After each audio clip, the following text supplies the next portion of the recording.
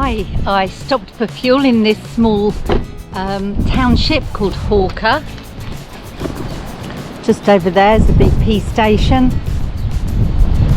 and it's quite windy. You obviously can't feel the heat, but the wind is hairdryer heat. Very hot, high 30s. I'm exhausted, I need a bit of a sleep. I've had a little sleep in this town, only 10 minutes in Hawker. It's so very hot. I am, as you can see, just the wind is so hot you cannot cool down. There's no way of cooling down. So I'm just going to go and find a toilet, do a wee, and then get to my campsite.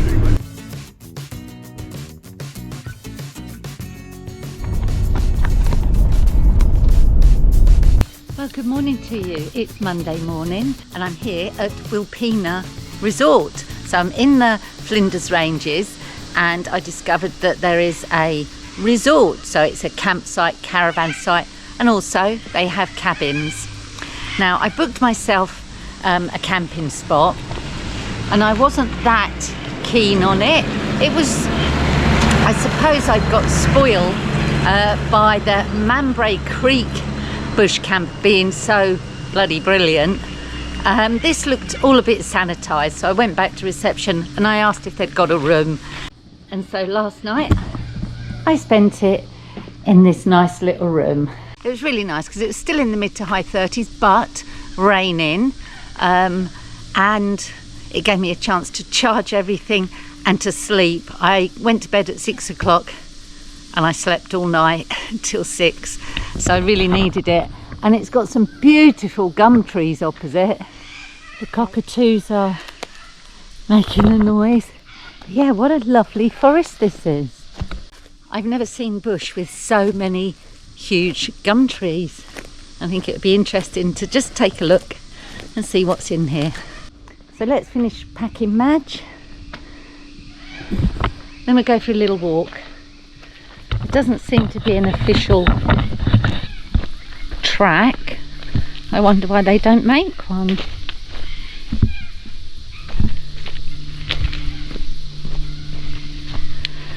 I'm guessing this is oleander, which is poisonous to just about everything.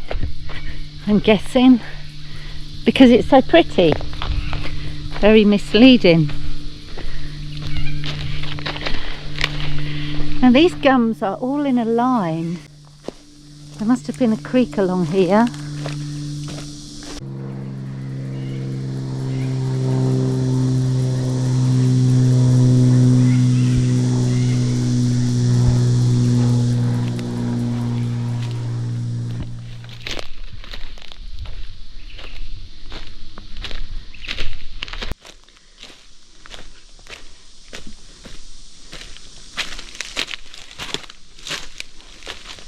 So I've been quite foolish. I brought nothing with me except my camera.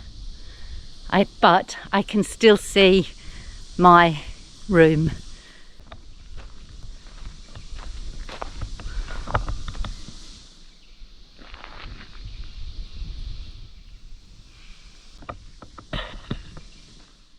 I can only hear bird song, even though I'm really close to civilization.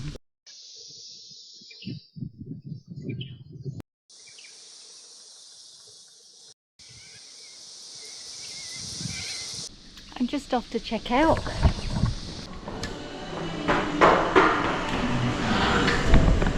This is Alex and she helped me yesterday, and this morning she's showed me the walks I can do to go and see Wilpena Pound. Thanks so much, Alex. No. So there's a restaurant here and there's a bar here, and out here is a swimming pool. It's a fantastic little oasis in these mountains, but nowadays I don't think you'd get planning permission for something like this. It's obviously been here some time, but a great facility. You want to see the mountains and you don't want to be in a wilderness area. And I thoroughly enjoyed the sleep I got. So let's go on a little hike recommended by Alex.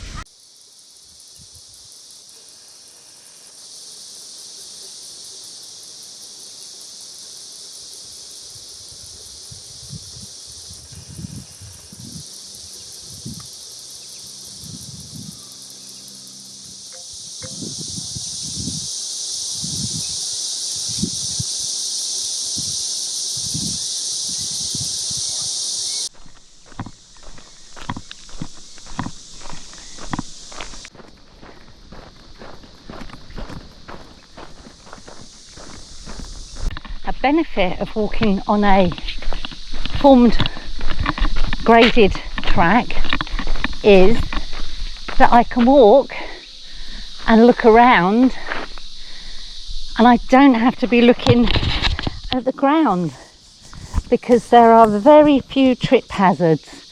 So that is really is a bonus.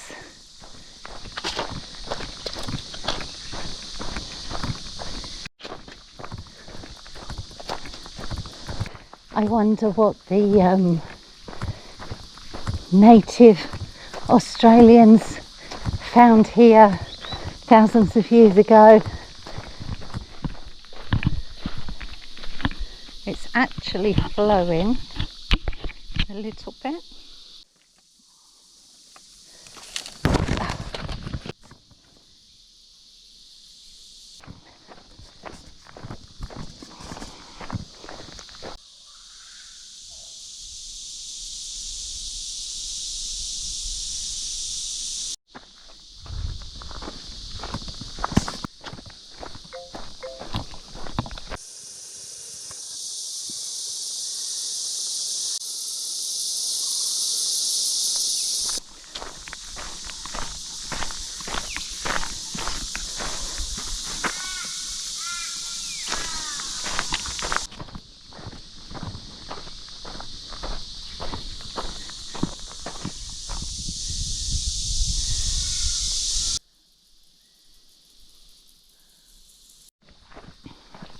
So now I've started on the narrower track.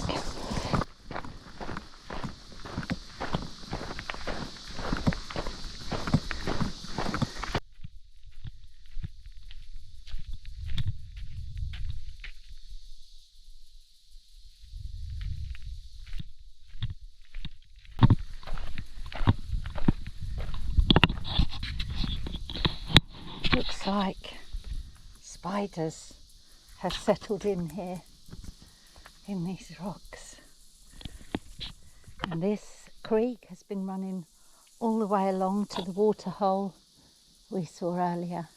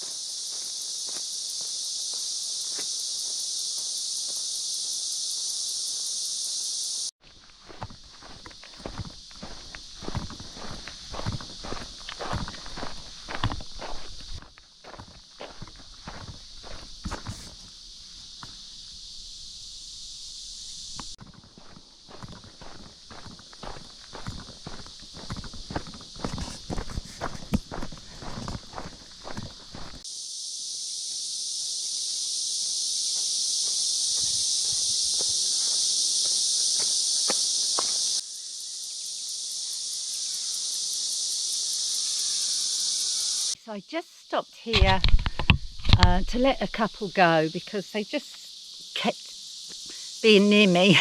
So I just let them go, had a bite to eat. Then my glasses fell off. Now my glasses have been broken for some time. They fell off, the arm fell off, the screw has gone completely. It never screwed in, it was just hanging there. So I usually carry my spare glasses. Haven't got them with me. I know exactly where they are. They're in my car. Forgot them. Let's see what I've got in my emergency pack, if anything, to fix them. Do you know what would have been ideal? A little sewing kit.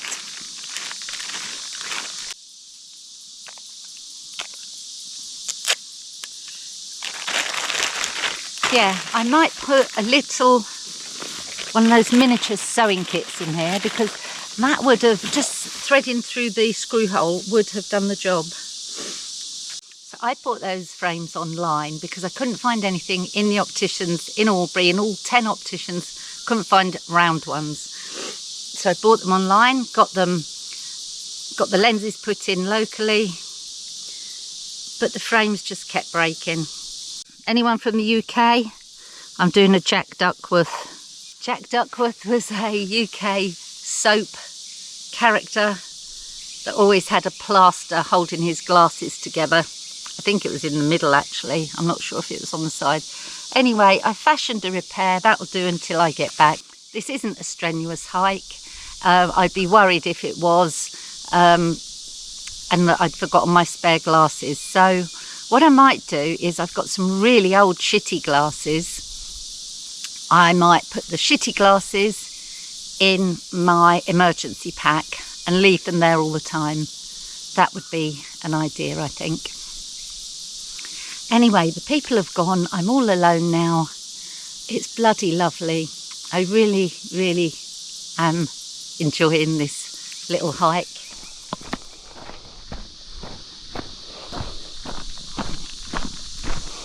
I should be going that way. I'll just have a quick look this way. Oh, this is the Hyson Trail. If I do this, I can say I've done a bit of the Hyson Trail.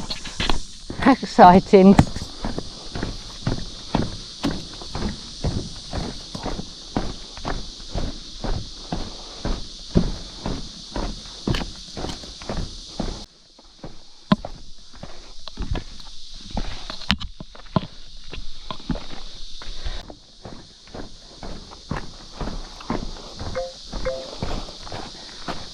Now the Hyson Trail was the trail I was talking about in the previous episode, when I was all the way down on Cape Jarvis, where the Hyson Trail begins.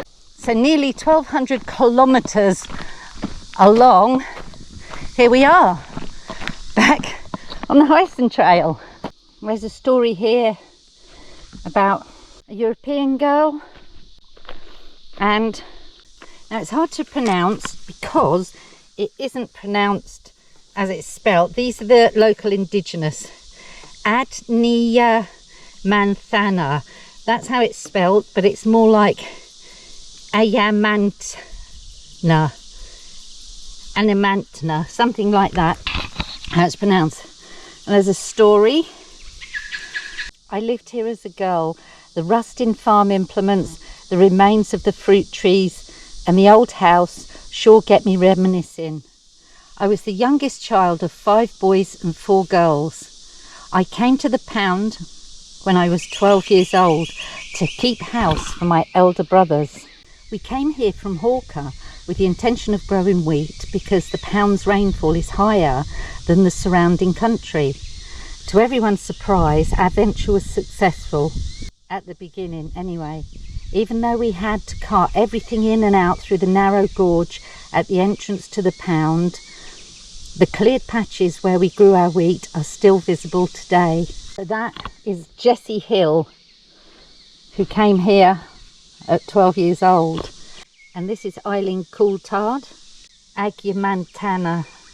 I know I've pronounced it wrong. Indigenous, the indigenous people of this area. I was the second oldest child in my family of 2 boys and 6 girls. In order of age, my family consisted of Steve, me, Wally, Sandy, Rose, Joyce, Rachel and Evelyn. Although we lived at Wilpena Station in the northern Flinders Ranges, I remember our family moving around a lot for my father's work. He raised chickens and fruit that he sold from a donkey wagon, and he also carted copper. At Wilpena Station we lived in a stone hut that was plastered with cement and wet washed. We had a dirt floor, of course, and we had a stove. But back then, what you didn't have, you didn't miss. That's Eileen, and that's Jessie. So interesting. And now my tripod decides to fall apart. I'm not quite sure what's going on.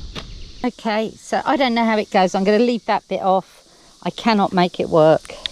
It looks as though the Europeans came to the Flinders Ranges and started farming them, which all worked fine until there was a big drought and things changed. In that time they'd chased out the indigenous. We are actually on The Hyson Trail. Yippee! The trails to St Mary Mount is closed that way. We're going this way. Let's have a look here. And I might go to the loo.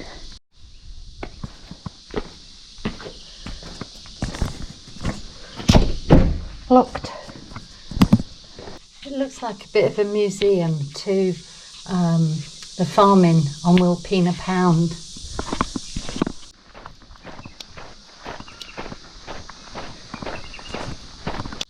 Let's do a wee. Wee.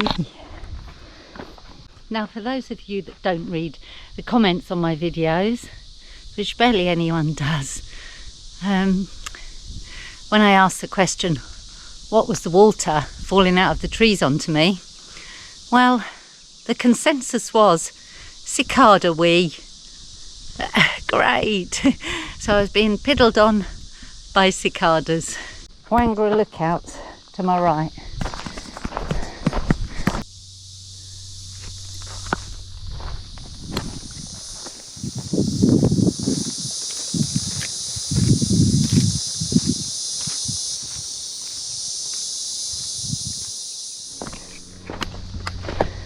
So I am really a walking disaster, aren't I? If I'm not falling and injuring myself, I'm breaking things. I need to watch my step here.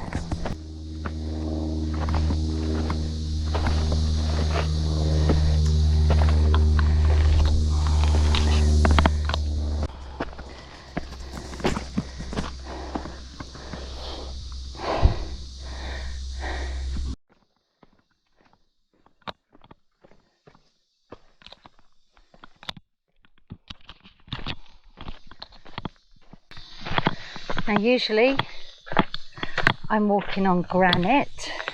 It's definitely more like originated from sedimentary rock, but don't quote me on that. I don't know what I'm talking about.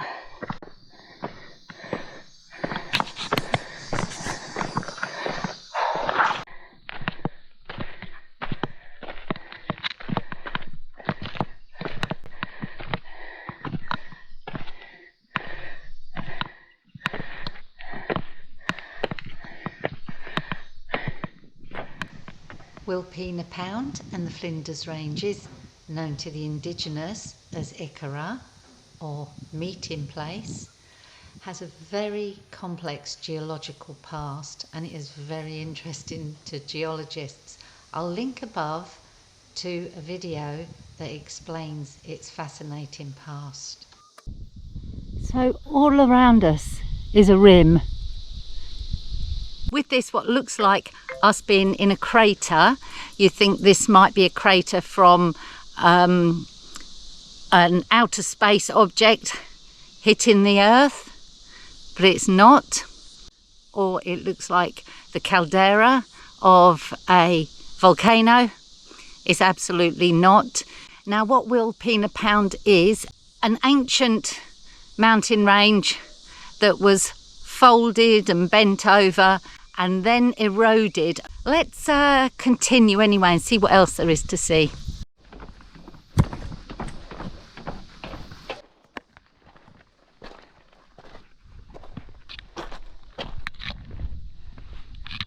It's not ridiculously steep, but it is quite a hike up, and I had to stop many times to catch my breath in this heat, and there's very little shade here. There's a little bit of shade here. It's probably around 11:30. It's very hot and sunny. I better drink some.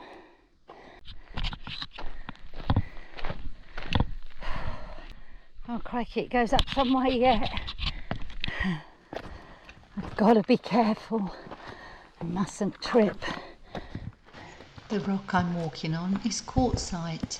It's a metamorphic rock, so it's a sedimentary rock that has been altered deep within the earth by the heat and pressure and chemical activity. Some of the other chemicals will be giving it its colour. It can range from white, but here we have the sandy colour. We also see some of the rosy reds and also the purples, which denotes it probably has some iron oxide within its composition.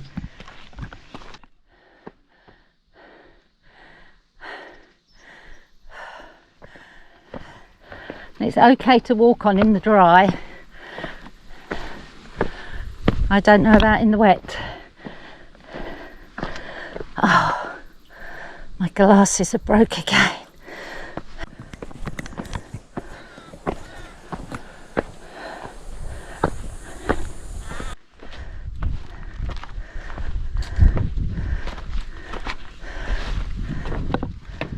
Although a similar view to the last viewing area, it was absolutely worth that additional hike because the view was that much better.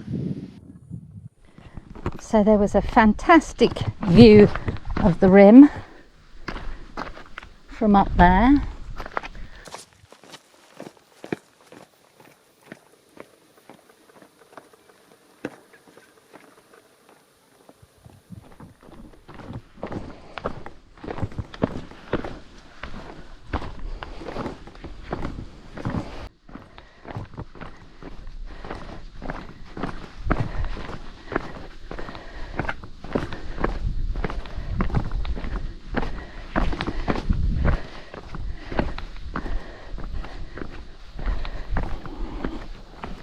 I'm just loving this rock. Just to think all this was an ocean 800 million years ago and has been lifted through faults and tectonics up into a high mountain range, and that has now been worn away down to just hills, really. Amazing. Can you imagine when this was towering above, when it was new 500 million years ago, or as an ocean covered in water 800 million years ago? How fabulous.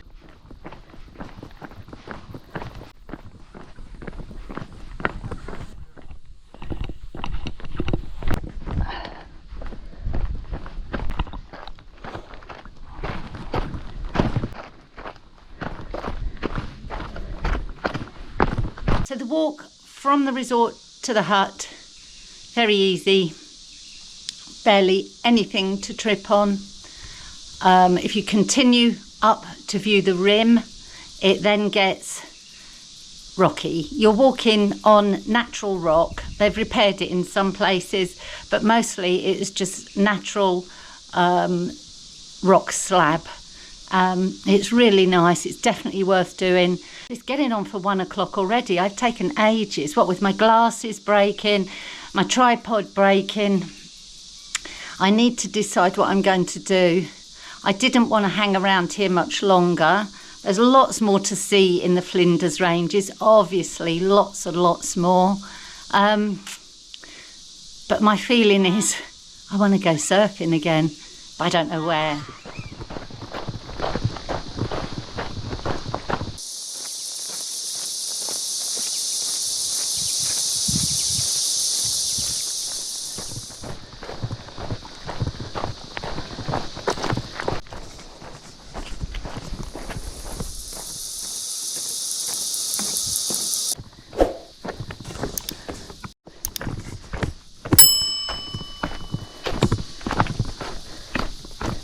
I'm so tempted to climb up there. It's steeper than it looks. So it looks like here is where you can get a shuttle bus to.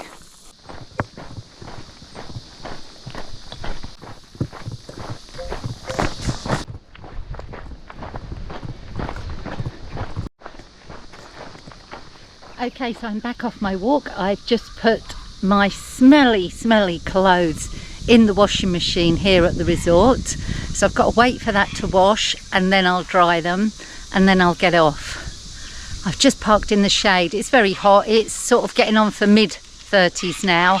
But I certainly wouldn't go the time I went. I went about 10 o'clock in the summer. Go when it's going to be cool, because there is very little shade.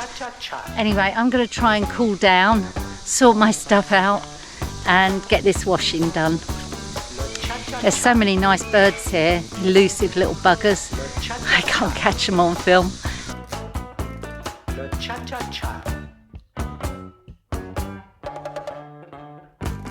Apprenons le cha-cha-cha. Apprenons le cha-cha-cha.